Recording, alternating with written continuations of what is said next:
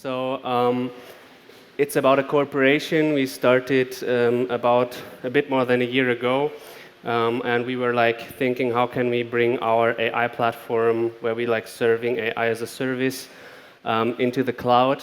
We had some problems with, let's say, global cloud providers because of data privacy, and yeah, therefore we started together with Datis and IBM to build up, let's say, an IBM cloud infrastructure. And Dennis is going to talk a bit about the, let's say, technical part of the infrastructure area, and I'm going to, let's say, talk a bit more about the use cases. Yeah, from the agenda point, we're going to go like shortly into the data stuff, then into the use case, telling a bit about the platform, also some AI approaches. Due to the time we have, I'm not going to dive in too deep. I'm trying to just bring up one sector of algorithms, and yeah. So quick introduction to Candaxa. So I founded the company in about like now 6 years ago, or almost 7, at the beginning of 2012. Currently we have about 100 employees in 3 different destinations. So our main development area is in Prague. We're have about 75, 80 people in Prague, a couple of them in Leipzig for service and administration, and the German headquarters and also the headquarters of the company is in Frankfurt. We are focused in the area of process automation, but more on a sophisticated level, so not like RPA in a classic form. We are doing a lot of, let's say, profiling and risk management. So we started in the area of profiling with some clients like Volkswagen and so on, where we did some marketing automations and, let's say, customer centricity, like customer centralized marketing activities. Our current customer base is financial services, so they're mainly banks and insurance companies, also brokers. On the other hand, we're doing a lot in the industrial manufacturing area, also like some retail and automotive stuff. We are offering AI-based services and applications, so a mixture between use cases. And on the other hand, we are building up the platform that we also provided to developers, where we can offer like a development environment based on our algorithms with workflow definitions and so on.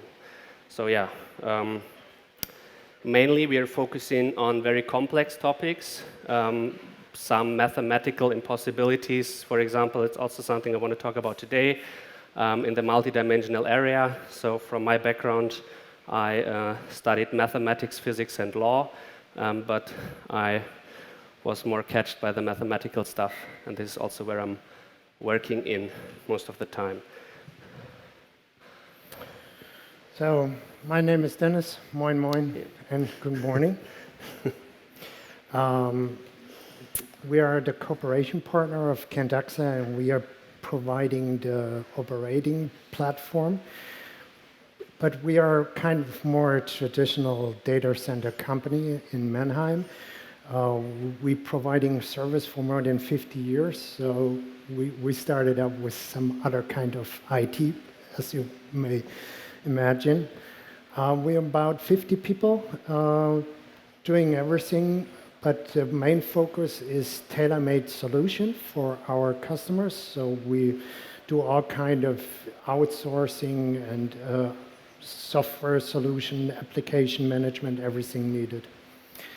Our customer base is traditional from logistics, insurance, and manufacturing. Since 2006, we have a sister company called PTA doing the consultancies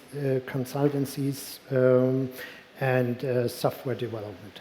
So what we typically provide, and that's what we do already more than 10 years, is providing virtual platforms, providing for developers in a period of 1-2 hours, giving them the platform to develop what they need. So where we're coming from, we have some standard services we provide in the cloud as backup as a service and software testing and quality assurance solutions with the company called Inflectra, providing Spira tests, Spira team. We do EDI jobs. That's important for the logistics part. And of course, we do full service hosting and doing the outsourcing. That's the main topic. The main slide I want to talk about is what we built it in the last year. And what we created is a platform for Container and other companies facing the challenge of doing AI in a container-based environment. As some of you may know, this is not the easiest thing to do because you have to provide typically GPUs to do machine learning stuff, and that's a big challenge. And the other challenge is what we have is the topic of data privacy. So what we needed to provide is a solution which allows to have a real multi-tenant environment. So mid last year, we started to search which partner can we build and rely on to create such a platform. Wasn't that easy because a lot of solutions you can find are open source and others are like Dell, IBM, others are very business focused, but we found a very good partner with Tech Data, which is also outside here. We created an IBM-based solution, and there were two main reasons for that. The first reason was the ICP. IBM Cloud Private. It's a major solution for us to create a multi-tenant Kubernetes-based platform. That was a big challenge for us because we had to make really sure that the data security is there, and we have a very simple interface for us and for our system administrators to deliver the services needed as fast as possible. So we create individual VPN sessions to give access for our customers so they get their own portal and can create their containers as they need it. And we provide very individual services around all this Kubernetes or container-based solutions. What we created or established now is we have power machines with GPUs using Tesla V100, so the most modern GPUs you can currently get from NVIDIA, and deploying the actual CUDA drivers in containers so that we are very fast in establishing new containers for doing machine learning stuff. On the other side, we have, of course, a traditional platform, container platform based on IBM Power technology and Intel systems. So the ICP delivers us a platform spawning all over and doing the management in some master nodes, distributing all the workload which is needed for our customers.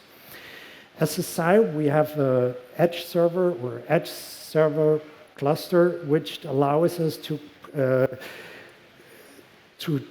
stream data from the internet or to use data from all kinds of sources and to do pre-processing at the edge and then put it onto our central storage system. And that is the other part which was very important for us to create a very high performance file system.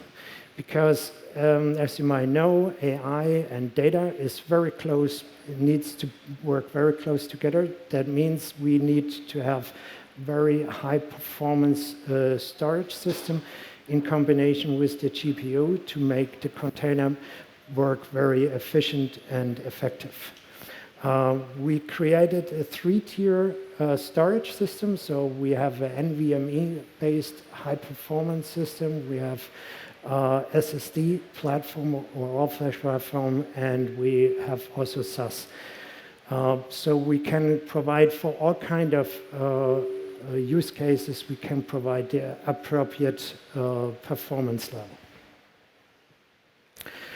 So, and what is also important, what we found a little bit later on, is that if you create a system like this, it's very important to have a high performance network also. So what we decided is that we use InfiniBand, which allows us up to 100 gigabit read and write access to all kind of the components we have in this network. Okay. We did that for a purpose, doing big data analytics, because that's the base, typically what you do before you dive into the machine learning. Christopher will talk about this a little bit later. So what we typically use is that we integrate this with all kind of front-end application, doing the data analysis, and the pre-processing basically is done in the data center. It's within the data center. So I want to sum up, because Christopher will talk a little bit more at the AI stuff. What we provided and what we can provide for you also as customers is that we have a fast and simple provisioning of the Docker containers, especially for developers. We created a multi-tenant, very secure and isolated platform. With the technologies that we can use Intel-based and Power-based solution. I want to point out that the Power-based is also a very important thing for us to leverage the GPU as good as possible, because if you use the Intel processor, you lose some of the power because the bus system combining the Intel-based architecture and the GPU is not that efficient as it is with the Power architecture. So you have basically a 5 times higher throughput of the data if you use the Power technology in combination with the NVIDIA GPUs. For at least the managers, it is important that you do not have to do a large upfront investment to create a machine learning environment, which is effective also for quite larger data amounts. And as a traditional data center, we can do this in the standard environment, what we typically know in Germany, so that we provide the ISO 27001, and also being aware and know how it works, doing the processes around the DSGVO. We have, and that's also our traditional business, we provide very individual and flexible SLAs. So you can say, I don't need something special for my development environment. It's okay if it's for, let's say, 2 hours, it's not there. We do not need some high availability stuff. That's also okay. Then the price is less, of course, and then we can provide really high availability, and then you pay a premium on top. And that brings us at last to the price models, which we still in process to create, because we are now starting to go to public with this platform. So you can expect us that we will provide a very transparent price model and make sure that you just pay per use and not as a monthly obolus or something like that. So that's from my side. Now back to the AI stuff. Okay. I think I have just a couple of minutes left, so 20 minutes or so. So I will try to go through the things a little bit faster. So I hope you're going to get the point, what I'm talking about. So maybe a very short introduction to what we are doing.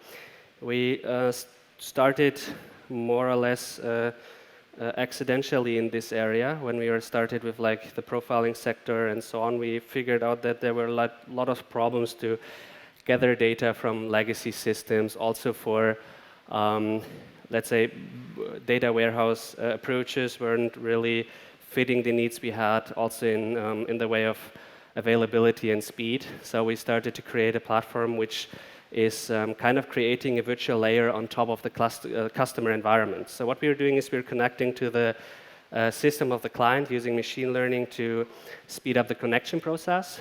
That was like also more to speed up the whole process behind. So we have connected, for example, in an insurance company up to 260 sources to really have any-to-any connections between the systems, and also to have the data available more or less in real time. When you're familiar with the legacy environments of like banks or insurance companies, you know that they have also COBOL and other technologies in use which are very deprecated. And it's not that easy to really connect to them in a way that you read and write. This took us actually a longer time to set it up in a workflow way which is easy to use. Currently, we are about to create, let's say, an aggregated front-end interface for all the applications and services we provide. Currently, we do have this, let's say, for each application or for like a bunch of applications, we have interfaces, also with like analytical parts. But when it comes to like the platform interface at once, we're currently in the creation process, and we will finish the first version this year. So maybe you can skip that because probably not that interesting. Coming to the use case. So we are working in several sectors, especially the industrial sector is for us very interesting because it's coming along with a high complexity. And therefore, there are not a lot of, let's say, people around in this sector trying to really solve the problems. It's not a huge market, but it's still a very big market when you look all over the world. Currently work with customers in Germany, Europe, but also in the US, which have most of the times factories all over the world. And the special use case I'm gonna like talk a bit about is in the area of engineering or construction. So when it comes to the construction section, the engineers struggle a lot of times by copying together compositions from older times. So when you imagine you have a, let's say, I don't know, a car seat or train seat or plane seat, then you're not going to create it all the time once, like again and again and again. So you're copying together the constructions you already made, and you have, on the other hand, customer requirements, which needs to change the current construction setup. And they struggle with a lot of problems, or they do a lot of mistakes by copying it together. They forget to change colors. There are no controlling processes in the SAP or CAD or PLM systems, and this is where we come in. So we are aggregating the data from the different sources, bringing them together in, let's say, a digital layer on our side, and storing them sometimes structured, but most of the times unstructured, to grab the data back with a pattern approach. So it's probably not that readable. So we have different types of sources like knowledge base, SAP, like incident management, so where all the claims are coming in and are described.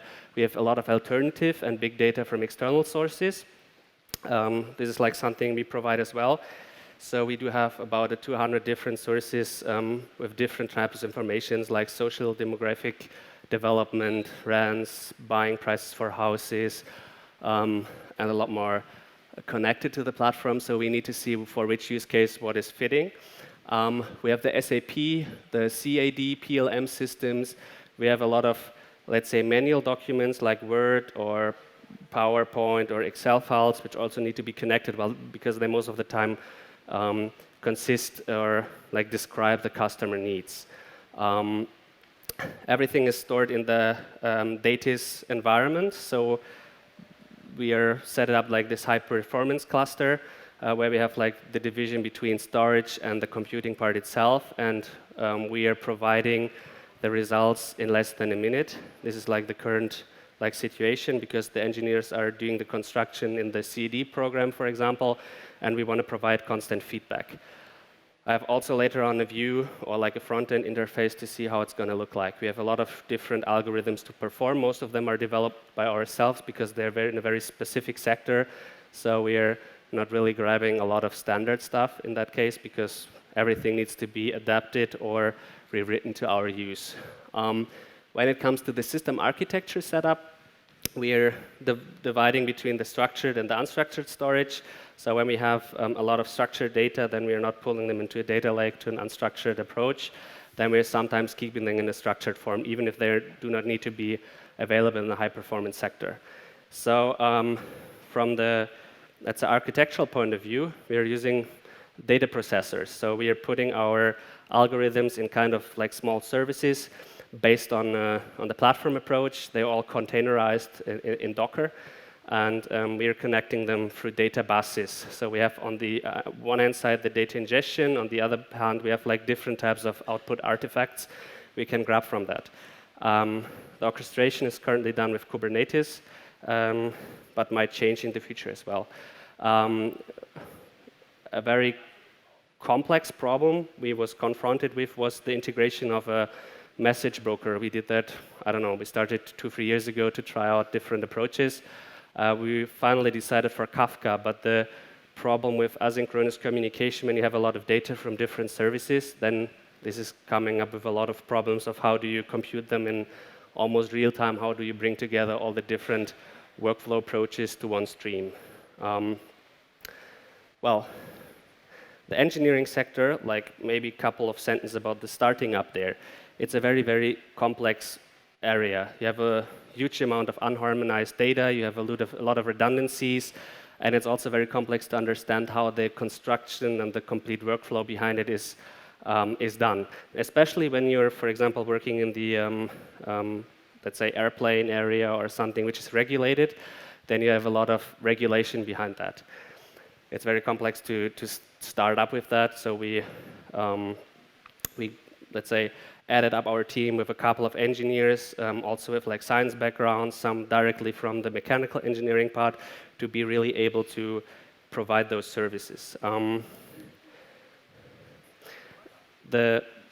Like to really do, I already said that, to really do this construction analysis, we have a lot of different, let's say, algorithms and workflows to approach different types of problems. So when it comes to changes of an already existing construction, it's a different type than when you're starting with a new construction directly from scratch or copying together things.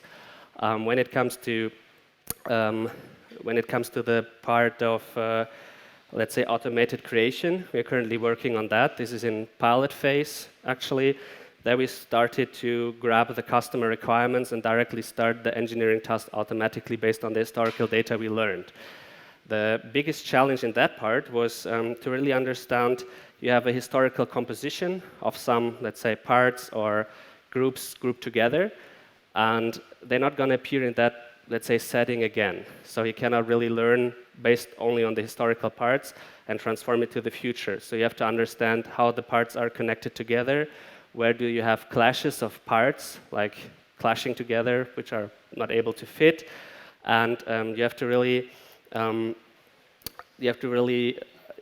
build up this complexity level of how is let's say, how can you do a derivative of or derive from the historical part a future part.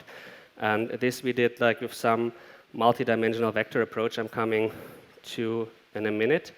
Well, from the challenges, real time was definitely a challenge. The harmonization of the data also in real time. So when you're working with a company which is globally set it up and has like 5 factories all over the world, then you have constant work on your platform. So when in Australia they're working, they're sleeping here, and in China, and then you have US. So everyone, or like the system is bothered all the time. So you have not really the possibility to do something overnight or whatever. So we had to do it in real time, and also to harmonize the different approaches from every other country. Also, another challenge was to really understand what they're doing in China, what they're doing in the US, what they're doing, I don't know, in Poland or Australia, and to understand if they had done constructions or similar constructions which the engineers here in Germany or the engineers in the US or wherever can reuse. Because this is something what in the engineering area doesn't exist. So whatever they do in another country, they don't know in the other one, because they're having about 3,500 engineers and they have no possibility to really deep dive into what they're doing. Yeah. Also another challenge, maybe the last one here, is how can a proof of concept in this area looks like, because the setting up phase and the training of the first models is very complex. So This was also very challenging to find a way to prove to customer that we can really do, or it's still even for future customers or current projects, it's quite hard to find ways to prove it in an easier way, to have a proof of concept which is really showing some output. Well, I already talked a bit about like the learnings. Like the deeper you dive into the sector, the more complex it gets, and the more specialities you have from company to company changing, which makes it also quite hard to generalize or to make like the algorithm standard in a way that they can be reusable all the time over and over again. So therefore, we had a lot of, let's say, strugglings how to do this approach. We finally decided for some approach which is similar to dependency injection. So we have some standard, let's say, base, and then we have a configurational part where we configure the algorithm and extend the algorithm without, let's say, rewriting it for each customer, because then it's not really scalable, and you have to update it by every system update or update from other, let's say, software. You have to update your core as well all the time for each customer single, and this makes it very complex. Another part, which is probably the part I'm gonna dive in a bit deeper, so probably I'm skipping a bit the rest, is the complexity of, let's say, a multidimensional approach. So when you're looking at normal machine learning algorithms, you have, let's say, some neural networks, but they're always in a very limited frame or space. So you can describe combinations or relations and dependencies between, let's say, low-dimensional correlations. But when it comes to the complexity, for example, of a seed, I have that, I have only 5 minutes, so I'm going to head over a couple of slides. So yeah, when it comes to a seed, then you have different levels of the seed. So taking out one seed, you have the seed backrest, you have the, let's say, the seating platform, the armrest, you have let's say, the stand on the bottom, and every of these compositions have attributes. So all of these groups, like if it's the backrest or the seat rest, has attributes. Below them, we have another subgroups, which is like, for example, a multimedia part, a controller part, or I don't know, some parts for lowering or hiring your seat or whatever. And so it has different levels of compositions with attributes, and they all somehow have relations together. So you have a specific attribute on that level, but when you dive deeper, you're coming to the level of parts. And let's say taking a normal part in the engineering sector, it has about like up to 64 attributes, like with color, surface, weight, material, and so on. And those attributes are correlating with the groups, the subgroups, and the whole composition. And this makes it very complex to really, let's say, compute on this complexity level. When it comes to just, let's take a plane, when we just calculate the dependencies between seats in one plane, like because the plane is like not straight, you have about 17 different types of seats in a plane, and a seat consists between 2,000 and 17,000 parts. And so for a normal plane, like a Boeing 747, for example, you have up to 300 billion combinations of parts or part attributes with the rest of the composition. So this leads to a very complex approach of these different levels. And each, let's say, attribute who can change the whole composition and the whole relation between the whole composition. And this makes it very, very hard to compute it. So what we did is we converted those attributes into vectors, and we started to, let's say, sample the attributes together, kind of, let's say, MP3 sampling. So we are sampling attributes who are the same, we're sampling together, and we are sampling attributes who are similar. And for the same and similar attributes, we're grouping them together in vectors and describing the variety of those group with an index. So a vectorial index. So we have a vector, an index describing the complexity levels of this group, and then we are starting to do vector operations based on that. So we have, well, it's not really doing quite well with the animations here. So we have these different levels, and we have the vectors converted based on each level, and starting to, let's say, calculate them together. So in the first phase, we're getting a couple of results, and then we're starting to break up the index to the vector to a set of new vectors. And then we're starting to calculate those relations inside of the, let's say, vectors again. And therefore, we're starting to deal with the, let's say, mathematical impossibility of the connection and relations between such an amount of data.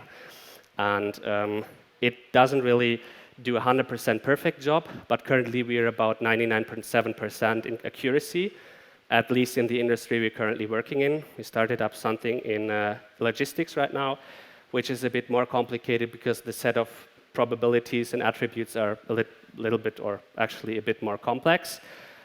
Well, due to the lack of time, I probably have to head a bit further. Well, this is kind of a description of the algorithm part we are doing. So we're doing, one of the algorithms is a multidimensional functional dependency algorithm where we're not combining one-on-one functional dependencies. We're going to a multi-level. So we have 1 to n endpoints, and those endpoints can have another n endpoints, and they can correlate in almost any imaginable way.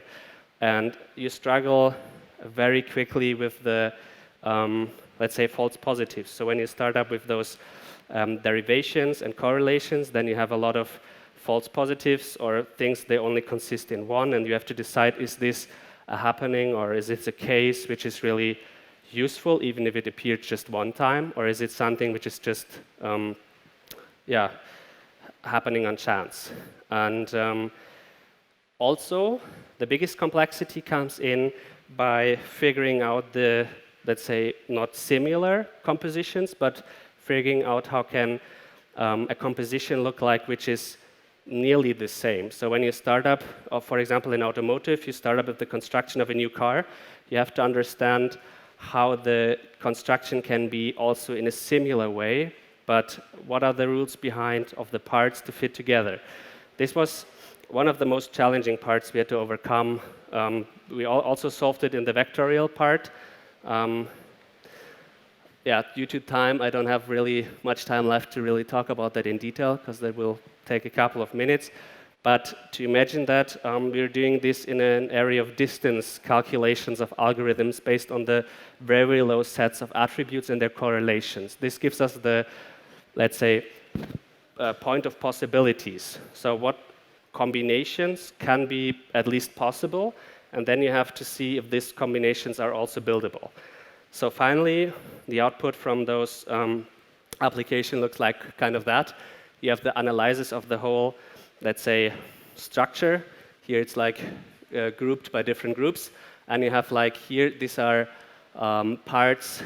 Here you have like this structure, backrest SC is like a subgroup, and the system is like pointing out where do you have an error, or like where the constructor has done something wrong. We can create a report. We can also correct it automatically with the given results. So we can say the backrest color of the right-sided part does not fit the material surface, choice, gray anodized aluminum of the backrest rack. And therefore, we can then correct the attribute with a different color code or a different surface material or whatever is needed to really correct it. We present that to the engineer in different ways, and he can directly correct it in the system, and we will upload it to SAP, CAD, or PLM systems directly. So last slide. The operational level of the algorithms we're using is nearly unlimited, which also brings in the data, because we need a huge amount of computing power, and we don't need it consistent. We need it just at its peak times. We're calculating a base model every 3 days, and then we're updating the other 3 days. We're updating the model just with the new findings. We have the aggregation and sampling of the data endpoints with the same or similar characteristics, which is complex task, but is very helpful to really have not only one-on-one learning from historical, pointing it to the future. We can also derive what would be possible. And the converting of multidimensional relations and dependencies into vectors with index describing the variety of sample data. We have the multidimensional model, which is, let's say, also quite complex. It's, let's say, still based on some similar approach like a deep neural net, but it's also something else. So it's not, we followed up by this approach, but until now we almost changed the approach completely, but still we have this kind of neuron connection still in that system.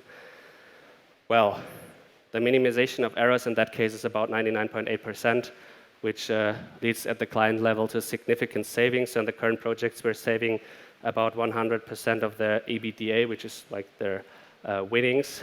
And we speed up the process during the engineering phase currently without automation of the construction already by 30%. Well, so I think that's it. I'm almost in time. So thank you very much.